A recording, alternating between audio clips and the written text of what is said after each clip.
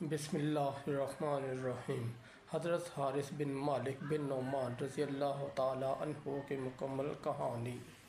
حضرت حارث بن مالک کا شمار ان جلیل القدر صحابہ کرام میں ہوتا ہے جنہوں نے ابتدائی دنوں میں ہی اسلام قبول کر کے اپنی زندگی دین حق کے لیے وقف کر دی۔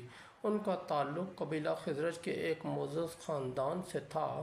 مدینہ میں اسلام کے آغاز کے ساتھ ہی حضرت حارث نے نبی کریم صلی اللہ علیہ وآلہ وسلم کے پیغام کو قبول کیا اور اسلام کی سربلندی کے لیے کئی عظیم کارنامے انجام دیے۔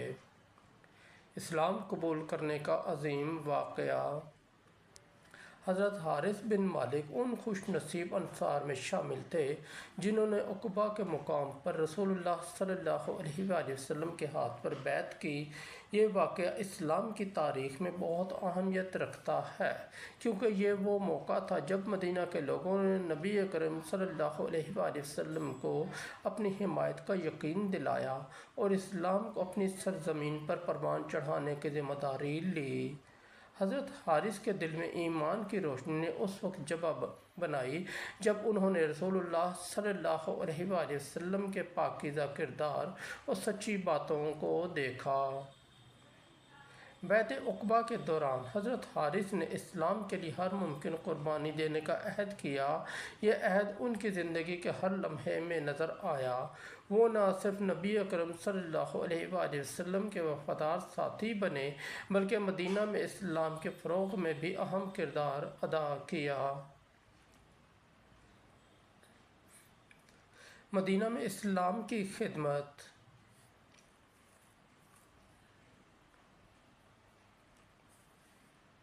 جب نبی اکرم صلی اللہ علیہ وآلہ وسلم مدینہ ہجرت کر کے پہنچے تو حضرت حارث بن مالک نے آپ کی میزبانی اور مدد میں کوئی کسر نہ چھوڑی۔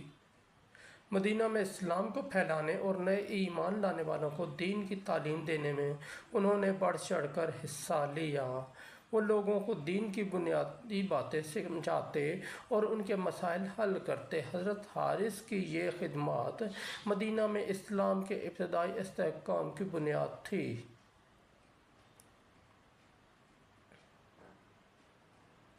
غزوہ بدر میں شرکت۔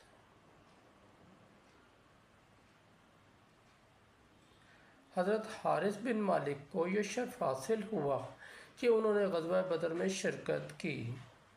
یہ جنگ اسلام کی پہلی بڑی آزمائش تھی جس میں مسلمانوں کی تعداد صرف 313 تھی جبکہ کفار مکہ کے پاس 1000 سے زیادہ جنگجو تھے۔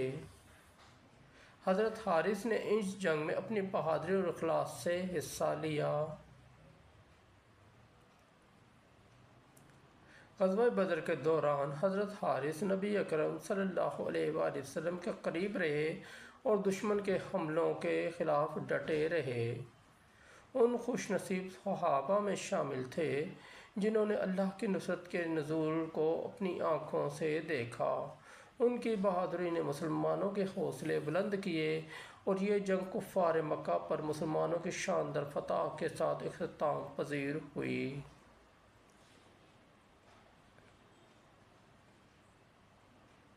غزوہ احد میں بہادری۔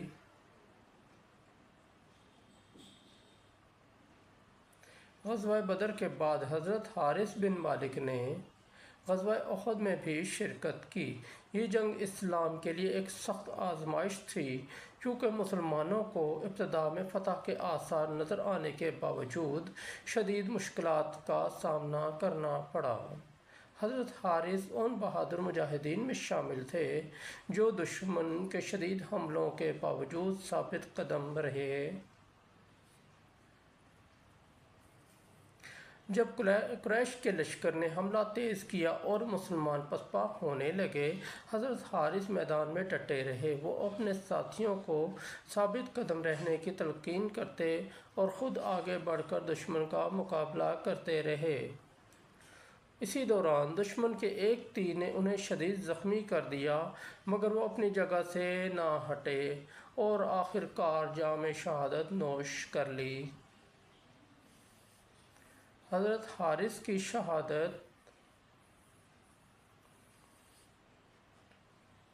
حضرت حارث بن مالک بن نعمان رضی اللہ تعالی عنہ کی شہادت نے میدان احد میں مسلمانوں کو یہ پیغام دیا کہ دین کی سربلندی کے لیے اپنی جان کا نذرانہ پیش کرنا سب سے بڑی سعادت ہے۔ ان کی بہادری اور قربانی نے یہ ثابت کیا کہ ایک سچا مومن اپنی جان، مال اور وقت سب کچھ اللہ کے راستے میں قربان کرنے کے لیے تیار رہتا ہے۔ حضرت حارث کی قربانی کا اثر۔ حضرت حارث بن مالک کی قربانی کو نہ صرف صحابہ اکرام نے یاد رکھا بلکہ نبی اکرم صلی اللہ علیہ وآلہ وسلم نے بھی ان کے لیے دعائے مغفرت کی۔ ان کی شہادت نے مسلمانوں کو مزید حوصلہ دیا اور یہ بات ثابت کی کہ اسلام کے سپاہی نہ کبھی ہار مانتے ہیں اور نہ پیچھے ہٹتے ہیں۔